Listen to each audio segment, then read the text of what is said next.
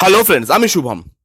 David ধাওয়ানের নতুন cinema আসতে চলেছে, হ্যাঁ জাওয়ানি তো ইশক হোনা হ্যায়। তার ট্রেলার বেরিয়েছে কিছুক্ষণ আগে। বরুণ ধাওয়ান আছে লিড রোলে। এবার একটা বাবার কি কাজ হয়? একটা বাবার কাজ হয় ছেলেকে সুবুদ্ধি দেওয়া, ছেলের ক্যারিয়ার সেটাকে সেট করে দিয়ে যাওয়া। কিন্তু এখানে ডেভিড ধাওয়ান নিজে উঠে পড়ে লেগেছে বরুণ ধাওয়ানের ক্যারিয়ারটাকে শেষ করতে। তাহলে বাইরের লোক আর কি করবে তার সাথে? কেন আমি এই কথা বলছি, আপনি ট্রেলারটা দেখে নিন। ট্রেলারে পুরোপুরি ভিজিবল যে ডেভিড ধাওয়ান বরুণ ধাওয়ানকে গোবিন্দার মতো করে প্রেজেন্ট করতে চাইছে। এবং এটা আমি হাওয়ায় বলছি না, কিন্তু কপিল শর্মা শোতে যে এসেছিল না, মানে নেটফ্লিক্সে যেটা হয় কপিল শর্মা শো, ওখানে যখন বাবার ছেলে এসেছিল, এপিসোডটা খুব ভালো এপিসোড, দেখবেন আপনারা যদি পারেন। সেখানে বলছে বরুণ ধাওয়ান যে আমি যখনই স্ক্রিপ্ট চাই, যখনই আমি নিজের মতো করতে যাই, তখনই বাবা কমপ্লেন করে যে ইহা পে চিচি রায়তা তো কুছ আলাগই করতা। আরে চিচি তো নেই তোমার কাছে, তোমার কাছে তোমার ছেলে আছে, যার কিছু বাউন্ডারিজ আছে। এই যে ক্যাওটিক সিচুয়েশন দিয়ে কমেডি পুল অফ করা, over the top slapstick comedy Govinda pool of করতে পারতো। তার মধ্যে গড গিফটেড ওই জিনিসটা আছে যেটা তোমার ছেলের মধ্যে নেই। সেই গোবিন্দা হওয়া ইজি নয়, সেটা তুমি নিজেও ভালো করে জানো। গোবিন্দা আর কেউ হতেও পারবে না। মানে এটা ঠিক এরকম, প্রিয়দর্শনের ছেলেকে প্রিয়দর্শন বলছে, প্রিয়দর্শনের ছেলেকে ডাইরেক্ট করছে প্রিয়দর্শন, আর বলছে তুই কমেডি করবি, অক্ষয়ের মতো কমেডি করবি। যেহেতু আমি সব থেকে বেশি সিনেমা অক্ষয় কুমারের সাথে করেছি, তো তুই অক্ষয়ের মতো কমেডিটা করার চেষ্টা কর। তাহলে কি তার ছেলে সেটা করতে পারবে? পারবে না, কারণ তার ছেলের কিছু বাউন্ডারিজ আছে। ডেভিড ধাওয়ানের বোঝা উচিত এটা, যে আমার ছেলের বাউন্ডারিজ আছে, আমার ছেলে গোবিন্দা হয়ে উঠতে পারবে না। তার ছেলেকে গোবিন্দার মতো করে করার চেষ্টা, সেই সেম এক্সপ্রেশন, ওই ম্যানারিজম, যেগুলো দেখতে তো ভালো লাগছে না। আর একটা প্রবলেম আছে ডেভিড ধাওয়ানের, আপনি দেখবেন, এই যে আমরা বলি না যে প্রত্যেকটা ডাইরেক্টরের একটা এক্সপায়ারি ডেট থাকে। আপনি দেখবেন রিসেন্ট টাইমে ডেভিড ধাওয়ান যে সিনেমাগুলো করছে, কমেডি সিনেমাগুলো, সেখানে তার মেন্টালিটি হচ্ছে বিদেশে নিয়ে যাবো, চকচকে লুকানি ফিল করে দেবো, লাউড বিজিএম করে দেবো, তাহলেই কমেডি সিনেমা হয়ে যাবে। সে নিজের আগের যে সিনেমা সেগুলো দেখুক, সেগুলোতে তাকে কি এই জিনিসগুলো করতে হয়েছে? করতে হয়নি। সে আগে কমেডি দিয়ে সিনেমা বার করতো, কাস্টিং দিয়ে, কেমিস্ট্রি দিয়ে সিনেমা বার করতো। এখানে যে কাস্টিংটা আছে, একটাও কেমিস্ট্রি ওয়ার্ক করছে? বরুণ ধাওয়ান বলি, পূজা আছে, পূজা হেগড়ে, বা আমাদের মৃণাল ঠাকুর আছে, এদের তিনজনের মধ্যে যে কেমিস্ট্রি, সেই কেমিস্ট্রিটা ওয়ার্ক করছে। আগে যখন ডেভিড ধাওয়ান সিনেমা বানাতো, সে গোবিন্দাকে নিয়ে নিত, কাদের খানকে নিয়ে নিত, করিশ্মা কাপুরকে নিয়ে নিত। জানে গল্প পুল অফ করে দেবে, জানে কমেডি পুল অফ করে দেবে, কেমিস্ট্রি ওয়ার্ক করে যাবে হিরোইনের মধ্যে, সেটা আমাকে দেখতে হবে না। ভালো গান ঢুকিয়ে দাও, ডান্স করে দেবে গোবিন্দা।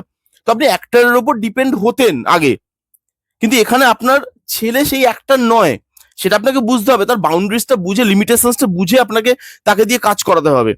এখানে একটাও কমেডি জায়গা ওয়ার্ক করছে না। আর প্রিয়দর্শনকে তো টাকা দেওয়া উচিত ডেভিড ধাওয়ানের। আপনি দেখুন গরম মশালার একটা সিনকে পুরো হুবহু তুলে বসিয়ে দিয়েছে।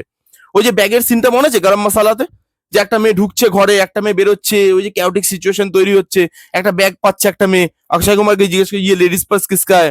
अक्षय कुमार बोले ये मेरा है, सब कुछ इसमें रखता हूँ। ओए मेरा नहीं, वो ये के बोलबे जॉन के, कि ये जॉन का है, ये টুথপেস্ট ব্রাশ সব ইসমে रहता है इसका। এই সিনটাকে পুরো করে দিয়েছে এখানে, পুরো রিপিট। মানিশ পল আছে, ওই সিনটাকে মানিশ পল ব্যাগটা নিয়ে মেয়েরা হে। কেন?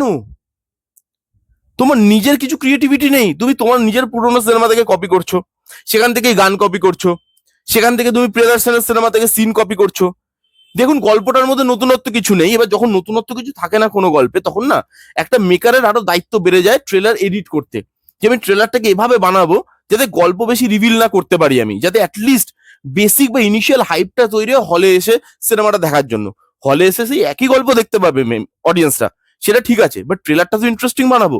এখানে আপনি দেখুন সেই একই গল্প পুরোটা রিভিলই করে দিয়েছে, যে এখানে মৃণাল ঠাকুরের সঙ্গে বরুণ ধাওয়ানের বিয়ে হচ্ছে, বরুণ ধাওয়ান বাচ্চা চাইছে মৃণালের থেকে, বাচ্চা দিচ্ছে না, লন্ডনে চলে যাচ্ছে রেগে রুগে, এবং সেখানে কি পূজার সাথে দেখা হচ্ছে, পূজাকে প্রেগনেন্ট বানিয়ে দিচ্ছে, সে লন্ডনে আবার চলে যাচ্ছে আমাদের মৃণাল ঠাকুর, সেও প্রেগনেন্ট হয়ে যাচ্ছে। এবার দুটো প্রেগনেন্ট মহিলাকে নিয়ে সে কোথায় কি সিচুয়েশনে ফাঁসছে, সেখান থেকে কিভাবে বেরোচ্ছে, এই নিয়েই সিনেমা।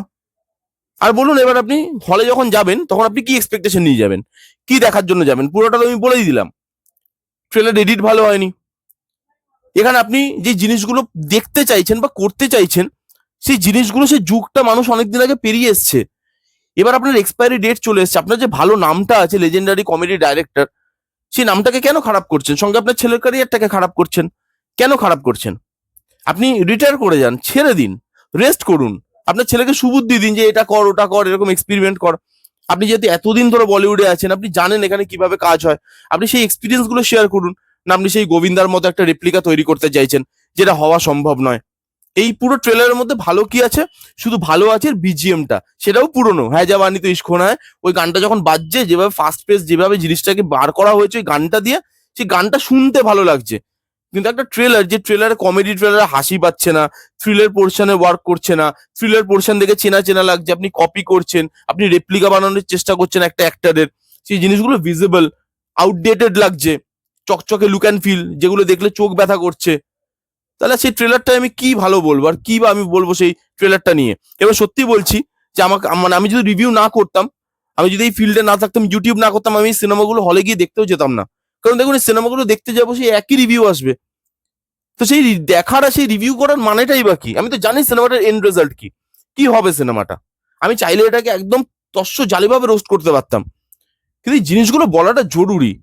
ডেভিড ধাওয়ানের এগুলো বোঝা উচিত, অনেক বয়স হয়েছে, অনেক এক্সপিরিয়েন্স ডাইরেক্টর, তার কাছ থেকে যখন আমরা আজকে এরকম ধরনের কাজ ডেলিভার করতে দেখি তাকে, তখন খুব প্যাথেটিক লাগে। একটা জায়গাতেও ট্রেলারটা ইমপ্রেসিভ নয়, বরুণ ধাওয়ানকে দেখতেও সেরকম খাস লাগছে না। এই তো হচ্ছে ট্রেলারের রিভিউ। কারা কারা দেখেছেন ট্রেলারটা, আপনাদের কিরকম লেগেছে কমেন্ট করে জানান। যারা যারা দেখেননি এখনো, যান গিয়ে দেখুন, আপনাদের মতামত শেয়ার করুন কমেন্টে। ইনস্টাগ্রামে যদি ফলো করতে চান, ডিসক্রিপশনে লিঙ্ক থাকবে, গিয়ে ফলো করতে পারেন।